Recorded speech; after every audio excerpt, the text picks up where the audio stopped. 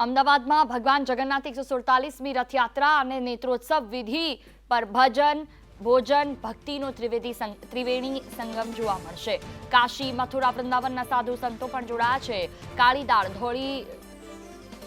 કાળી રોટી ધોળી દાળના પ્રસાદનું પણ અનેરું મહત્વ છે।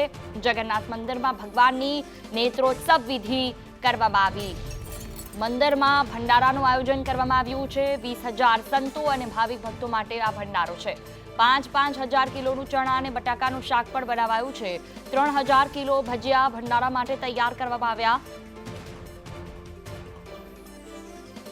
નાથ મામાના ઘરેથી નિજ મંદિર બિરાજમાન થયા છે અને ભગવાન જગન્નાથજીની પરંપરાગત મામાના ઘરે આગતા સ્વાગતા કરવામાં આવે છે અને તેના જ કારણે તેમને આંખો આવી જાય છે। જ્યારે અમાસના દિવસે ભગવાન જગન્નાથજી જ્યારે નિજ મંદિર ફરતા હોય છે ત્યારે નેત્રોત્સવની વિધિ કરવામાં આવતી હોય છે। હાલ મંદિરમાં નેત્રોત્સવની વિધિ શરૂ કરી દેવામાં આવી છે। કેટલાક યજમાનો છે એમની સાથે પણ વાત કરીશું।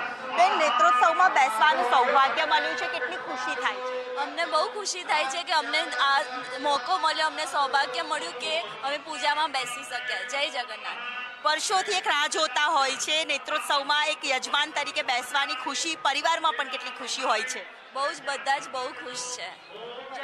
એટલે પરિવારમાં પણ અનોખી જે ખુશી છે તે જોવા મળે છે અને યજમાન તરીકે જ્યારે દરેક વ્યક્તિ અહીંયા જે સહભાગી થતા હોય છે ત્યારે અહીંયા જે યજમાન તરીકે પણ પરિવારજનો જે આવતા હોય છે, પૂજામાં પણ બેસતા હોય છે। યજમાન તરીકે આજે બેઠા છો પૂજામાં, કેટલી ખુશી થાય છે? બહુ ખુશી અને ગર્વ અનુભવીએ છીએ કારણ કે અમને આ મોકો મળ્યો છે। એટલે વર્ષોથી જે આતુરતાથી તમામ લોકો રાહ જોતા હોય છે ત્યારે આ મોકો છે તે મળતો હોય છે।